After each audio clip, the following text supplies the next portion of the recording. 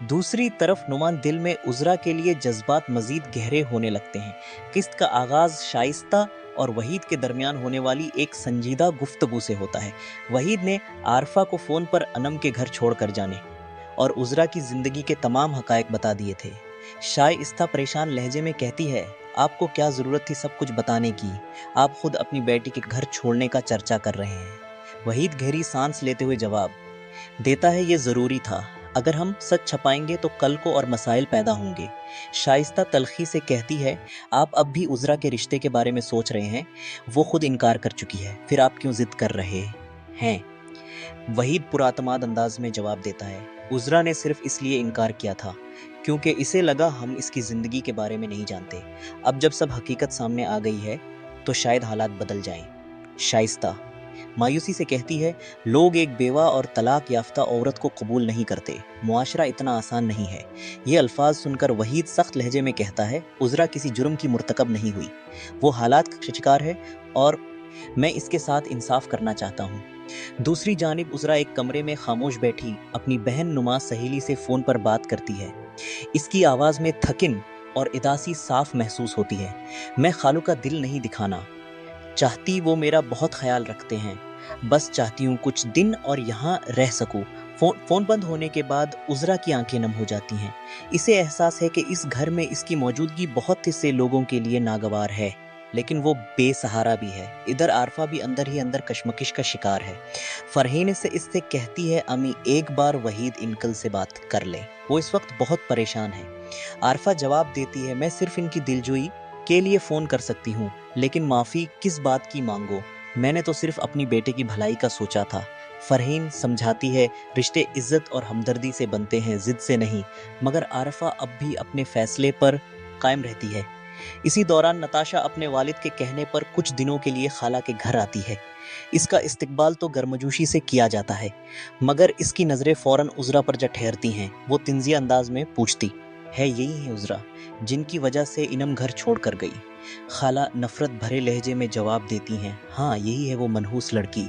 जब से ये घर में आई है सुकून ख़त्म हो गया है। नताशा भी खाला की बातों में मुतासिर हो जाती है और उज़रा के बारे में मनफी सोच बनाने लगती है।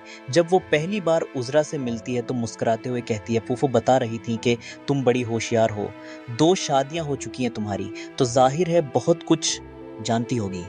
उज़रा उसकी बात सुनकर खामोश रहती है, लेकिन फिर आस्तगी से कहती है, मेरी ज़िंदगी मेरी आजमाइश है, आपके तबसरों का मौजू नहीं। नताशा हंसते हुए कहती है, मैं तो बस घर के हालात जानना चाहती हूँ। आखिर कुछ तो वजह होगी कि सब तुम्हें कसूरवार समझते हैं। उज़रा की आंखों में आंसू आ जाते हैं, मगर वो मजबूत लहजे में कहती है, बराह करम मेरी ज़िंदगी में मुदाखलत न करें। नताशा जवाब देती है, जो रवैया तुम्हारा है, लगता है इस घर वालों की तकलीफ में तुम्हारा भी कुछ हिस्सा है।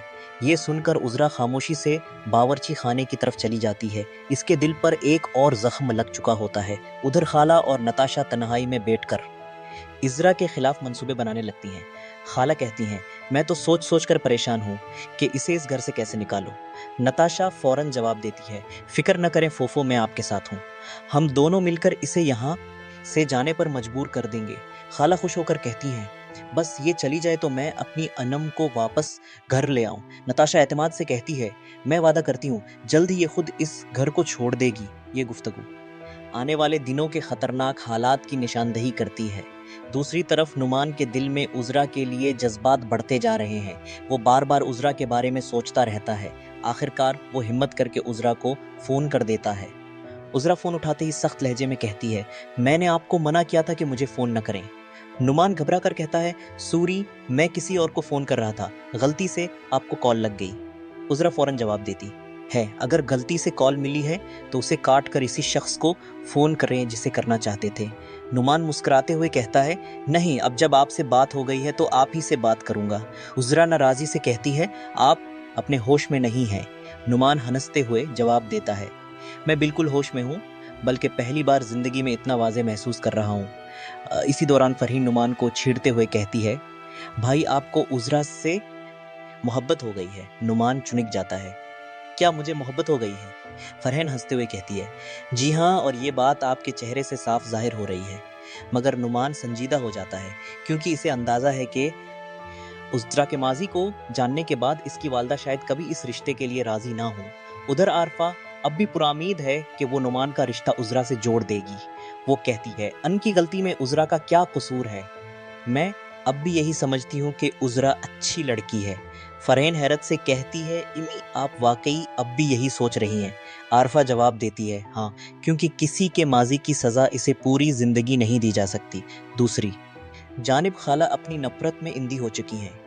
वो नताशा से कहती हैं, ये लड़की मेरे शोहर के सामने मासूम बनी रहती है लेकिन असल में बहुत चालाक है।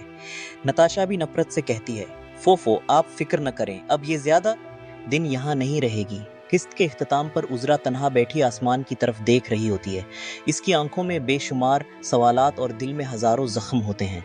वो सोचती है कि आखिर कब इसे अपनी बेगुनाही साबित करने का मौका मिलेगा। एक तरफ नफ़रतें उसके गर्द हिसार बनाए खड़ी हैं, दूसरी तरफ नुमान के दिल में मोहब्बत जन्म ले रही है।